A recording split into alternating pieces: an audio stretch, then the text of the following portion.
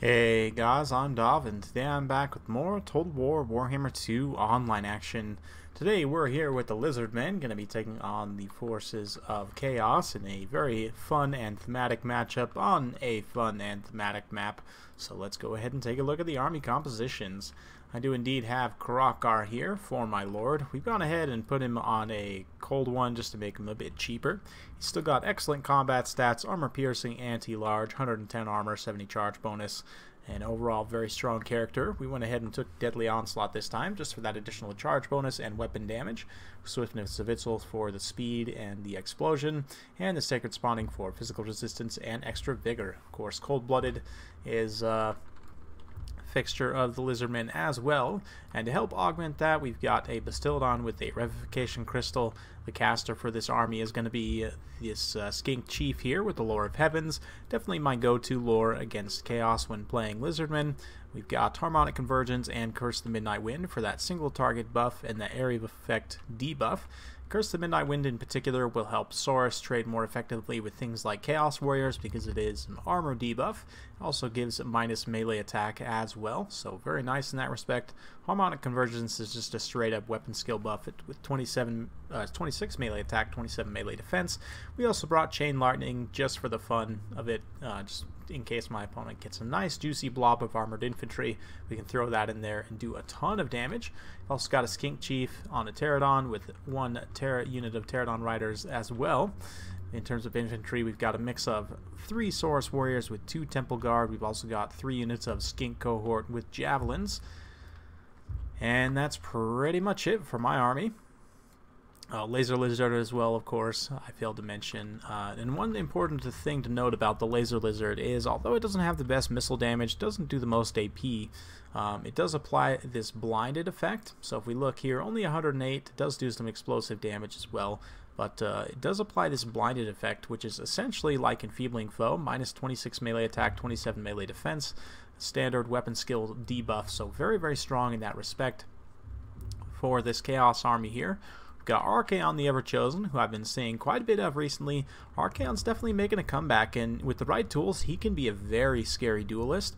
My opponent has brought the appropriate kit here, so Slayer of Kings is a huge weapon damage buff, 60% AP, 60% weapon damage, and 32 splash attack power. Combine that with the Cascading Fire Cloak and you can get plus 80% AP overall. Makes Archaon just an insanely scary duelist. He's also got the Crown of Domination for the extra leadership and immunity to psychology. Looks like Burning Head as well for that area of effect clearing, Standard Eye, and Foe Seeker. He's got a unit of Dragon Ogres here. In terms of infantry, it's Chaos Marauders with great weapons out on the flanks. Center line is 3 units of Chosen with 2 Chaos Warriors with Halberds and an Aspiring Champion here for leadership support. He's also got some Chaos Poison Warhounds out towards the flanks, and I believe that's pretty much it. So let's go ahead and kick the battle into full gear. And right off the bat, you can see my Pterodon squad is going after these Dragon Ogres. They do have some nice missile resistance because of their scaly skin, which gives them 25% missile resistance, but only 40 armor, so the non-armor piercing missile fire of the Skinks should be able to do some damage here, and I'm hoping we can at least drop 1 unit model, and it looks like we did there. So Skink Assassins definitely doing their work and getting in some really good value here on a very expensive unit. Since my opponent didn't have any squishy casters or like any Marauder Horseman Cav or anything like that, this unit of Dragon Ogre is a very high value target. Not the best armor on these guys, so they will take some damage here. Not the most, but it is something. Laser Lizard shooting there in the front line, applying that blinded debuff. Even still, those Chosen with great combat stats regardless. So very good stuff. And my opponent here casting Cascading Fire Cloak, which I believe, I'm not sure if he thought that it gives a missile block chance, but it in fact doesn't.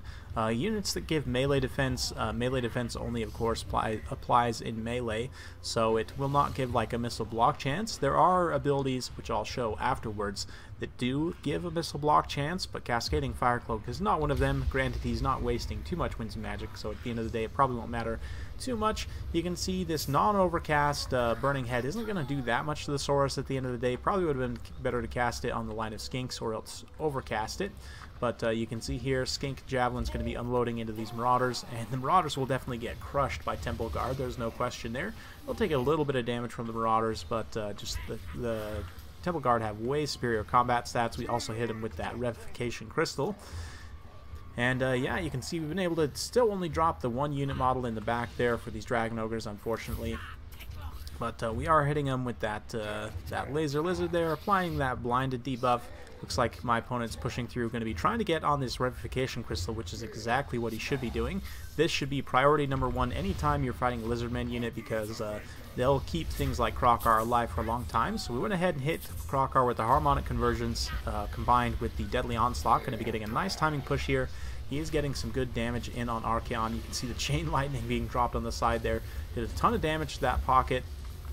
At the end of the day, probably not worth it though, as the Vortex did kind of go off in that direction, but that's the risk you get for casting Vortexes. Still a big fan of them in general, but we're going to be throwing down Curse the Midnight Wind now in this pocket, and another Burning Head from my opponent going across the line there. And that one did quite a bit more damage. I believe that one was actually overcast, because it just did a ton of damage to those Saurus.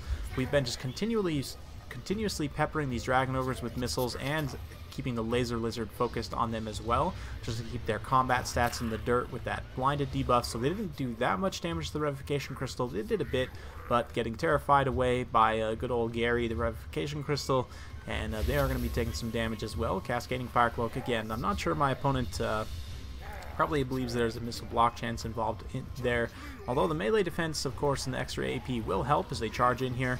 The front line is buckling for me a little bit here. Chosen are superior infantry by far to Saurus Warriors. They will outtrade them very heavily, and here in this pocket, where there's Halberds mixed with Chosen, they're going to actually be trading very cost effectively against Temple Guard here. You can see the Laser Lizard in the back line still relatively safe, although Archaon, with all his buffs here, is going to be getting the better of Kroq-Gar despite Kroq-Gar's armor-piercing anti-large. Archaon has significantly better weapon skill with better melee attack and defense, more armor. Obviously he doesn't have the AP, but comparable total weapon strength at the end of the day. The thing about Kroq-Gar, though, is he's got 9 lives, so we hit him with that Harmonic Convergence. We're going to be keeping the Cold-Blooded on deck as well as this Revivification Crystal here. You can see we get a nice little charge there in on Archaon. A little bit of an awkward duel happening, but it looks like these guys are going to be turning towards each other and starting to duel proper. So we'll watch as they duke it out here. Very, very thematically appropriate matchup. Archaon fighting Kroq-Gar here. But yeah, fun stuff. At the end of the day, though, Kroq-Gar, with all the healing and with the buffs from the Skink Chief, is probably going to be able to take that engagement. The thing about Archaon is he has no way of healing, and his army, the Chosen, are holding out very well. They're definitely beating down my infantry corps, but we had a reserve unit of Saurus come in, and a lot of the Chosen are being worn down over time as well. There's these 2 units here still fighting in the center. One of them at half HP, one of them a little bit less than half, and this other one still at about a third or so. But with Archaon going down to Kroq-Gar here, it's going to be really tough for the Forces of Chaos to try and hold their leadership together. You can see one last Cascading Fire Cloak dropped by Archaon there. A brutal shot from the Laser Lizard right into the center of that pocket. But yeah, Archaon's barely holding his leadership together at this point. He is going to try and come in and deck Kroq-Gar here, but with the Temple Guard, it looks like the Temple Guard are actually routing, so only 1 or 2 hits though from Kroq-Gar should be able to finish things off. We'll see if he gets in the attacks. Looks like some of that splash attack actually hit those Chaos Warriors, but Archaon very, very low at this point. He almost gets Kroq-Gar here though. Kroq-Gar getting very low as well, only 400 hit points, so a very, very dangerous situation. We're going to have to pull in the Revivification Crystal into melee. We also get a desperate Cold-Blooded on a Kroq-Gar here, and that Revivification Crystal getting that little charge there was just enough to rout off Archaon, and now we open up the laser for 1 shot, which unfortunately was a little bit of a miss. Did clip him just barely, but yeah. We've got the healing on Kroq-Gar to get him back in the fight, the Revivification Crystal and the Cold-Blooded, so he should rally his leadership relatively shortly, and with Archaon losing his leadership here, it is going to be a victory for the Lizardmen. So a very close battle, well-fought battle to my opponent here. And yeah, we're going to get a little bit of a rock drop in the late game engagement. But these Chosen definitely did very well for themselves, and it's an interesting pick taking the Sword and Board Chosen in this particular matchup. They can do very well here, but with Archaon finally fleeing off the field, Forces of Chaos are going to call it quits. So very well played to my opponent. Hope you guys enjoyed watching that battle there. It was a very, very close one at the end of the day. Really, it was the healing that kept Kroq-Gar alive there. And, you know, one-on-one like that, I mean, if I was on Grimlock, I'd be able to take Archaon no problem. But just on the cold one, you know, Kroq-Gar, he's still a champion, but he's not nearly as good. He doesn't have as much HP to spare, and you really got to babysit him a little bit more. I almost think it might be worth getting the extra 100 gold to take him on the horned one, just because he has a little bit faster speed, more armor, better charge bonus. I think he has more health as well. I would need to look. Maybe we can look in a second. But yeah, the Temple Guard, one of them got mashed a little bit there by the Chosen, but the other one did very well. 98 kills on an XP Chevron, 44 on an XP Chevron for the Revivification Crystal, or sorry, for the Laser Lizard. Revivification Crystal only getting 19 and definitely getting focused pretty hard by my opponent. Unfortunately, those Dragon Ogres just got whittled down too much by the Missile Fire combined from the Solar Engine and the Pterodon Riders. Let's not discredit them also. The Skink Chief, or the Skink Priest rather, of course, with the Heavens throwing down some nice buffs and debuffs. The Chain Lightning wasn't wildly effective, but it was certainly flashy. For my opponent Atticus here, who I believe is a viewer of the channel, so a very fun battle Atticus. It was super close at the end of the day. Archaon, I don't know that he's the most competitive choice in this particular matchup. I think that Kolek's probably better in that respect, just because he has the, you know, he's a world beater. He's got the armor-piercing anti-large, so really 1v1 with the dinos. That being said, he is a much bigger target, so I do understand the pick of Archaon, kind of a little bit of a counter pick, off-meta pick, but I do like him quite a bit. He was almost enough to be effective here, but at the end of the day, I probably would change a couple of things about this build. So let's go ahead and take a look at the post-battle screen. Personally, I'm not the biggest fan of the Marauders with great weapons. I don't think they're wildly cost effective, so you could probably just cut them down to the lowest tier just to give something with a missile block chance to screen out Chameleon Skinks and things like that, and they'll trade reasonably well against Skink tier infantry.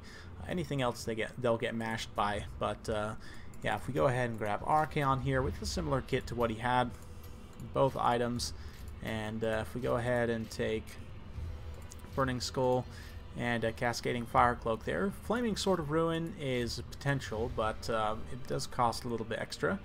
But one thing I would say is you probably want to try and upgrade a couple of those Sword and Board Chosen to the Chosen with Halberds, just because dinos are just about a given in this matchup, and even if not, I mean, if they go super infantry heavy, Chosen with Halberds will still trade reasonably cost effectively against things like Temple Guard and so on. So I definitely think that going with the Halberd variant, now granted, they don't have any kind of missile block chance like the Chosen with Sword and Board do. These guys actually have a 60% missile block chance, which is one of the highest of any unit in the game. So they're definitely resilient to missile fire, but the Lizardmen missile fire does do some armor-piercing damage, but it's not out of this world.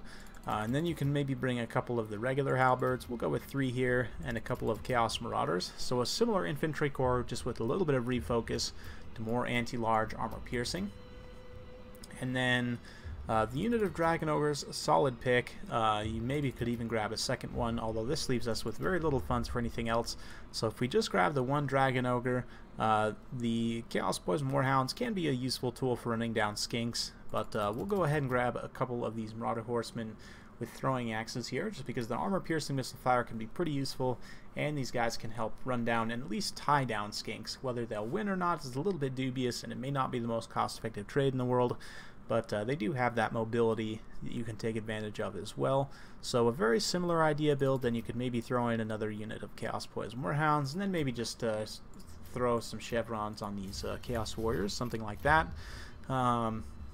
Very similar army composition. I would just fine-tune a little bit in cutting some cost off the Marauders. Really don't think you need the Great Weapon variant there. And then just pouring that money into getting a couple of Chosen with Halberds. Then you use the rest of the front line with just the Warriors with Halberds.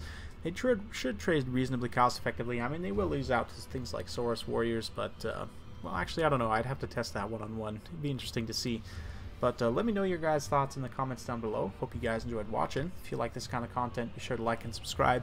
Hit that bell notification button so every time I upload a new video, you'll be notified. Thank you very much for watching once again, and we'll see you next time.